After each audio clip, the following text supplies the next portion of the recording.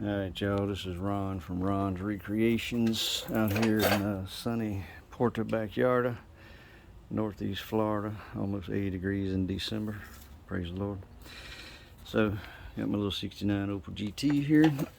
Just cut this former patch out of it, whatever somebody did, God only knows when.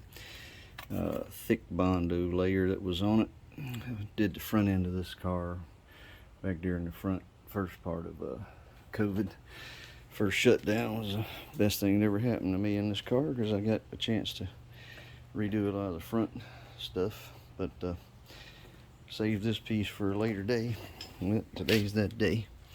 So cut it out. Surprisingly, it wasn't as bad as I thought it was going to be, but obviously got to dress some of that up, treat it with OSFO, weld in some small patches to get rid of the crap. But of course, the way these cars are, it's hard to find metal for them.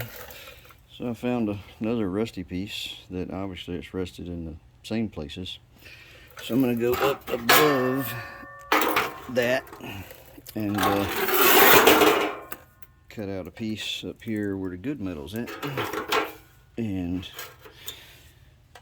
make it happen, Captain. So don't know how much of the in progress you'll get.